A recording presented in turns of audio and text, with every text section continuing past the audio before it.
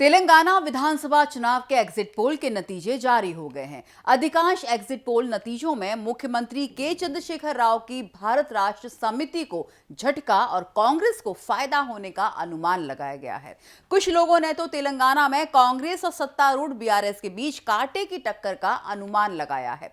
हालांकि इस exit poll के नतीजों में जो चर्चा सबसे ज्यादा हो रही है वो है असदुद्दीन ओवैसी की पार्टी ऑल इंडिया मजलिस इत्तेहादुल मुसलमान AIMIM। दरअसल उसे सूबे में 6 से 8 सीटें तक मिल सकती हैं। नमस्कार, आप देख रहे हैं भारत एक्सप्रेस। मैं हूं आपके साथ आरती पाठक। तेलंगाना में लगातार तीसरी बार सत्ता में आने के लिए बीआरएस ने चुनाव में पूरी ताकत झोंक दी। वहीं कांग्रेस ने भी पहली बार सरकार बनाने के लिए कोई कसर नहीं छोड़ी। वो 2018 के चुनाव में मिली हार के बाद खुद को लगातार मजबूत करने की कोशिश में जुटी हुई थी। एग्जिट पोल के नतीजे सामने आने के बाद सभी चौंक गए हैं, क्योंकि कांग्रेस तेलंगाना में बढ़त बनाते हुए दिखाई दे रही है। पोलस्ट्रेट के एग्जिट पोल के मुताबिक कांग्रेस को 49 से 56 सीटें मिल सकती हैं, वहीं बीआरएस को 48 से 58 सीटें और बीजेपी को 5 से 10 सीटें मिलने का अनुमान लगाया गया है।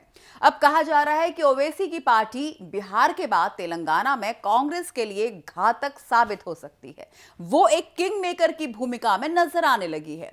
वहीं ओवैसी ने बिहार विधानसभा चुनाव में 5 सीटों पर विजय पताका फहराई थी और करीब 1.25% वोट बटोरने में कामयाब भी हो गए थे, जिसके बाद से वो अधिकतर राज्यों में अपनी धाक बनाने की कोशिश में जुटे हुए हैं। हालांकि ओवैसी को बिहार में साल 2022 के जून में एक बड़ा राजनीतिक झटका लगा था। उनकी पार्टी के AIMIM के 5 में से 4 विधायक लालू प्रसाद के आरजेडी में शामिल हो गए थे।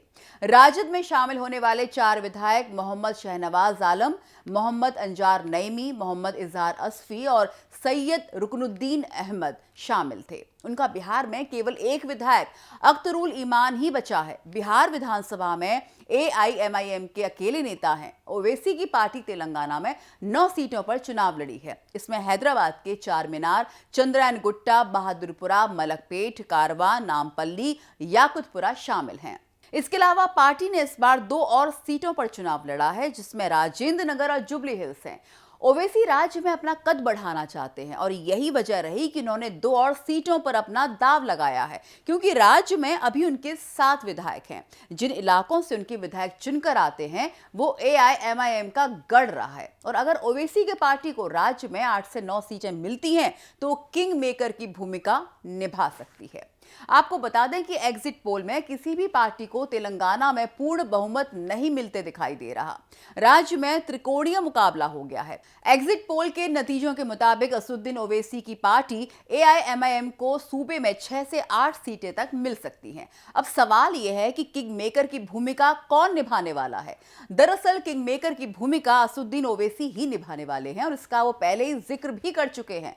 तेलंगाना विधानसभा चुनावों से पहले AIMIM प्रमुख असदुद्दीन ओवैसी ने दावा किया था कि उन्होंने राज्य में किंग मेकर के रूप में उभरने का टारगेट बनाया है और उनकी पार्टी राज्य में किंग मेकर की भूमिका निभाएगी।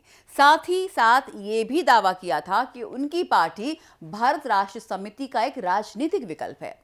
इस विधानसभा चुनाव के दौरान ओवैसी लगातार कांग्रेस और बीजेपी पर निशाना साधते रहे हैं।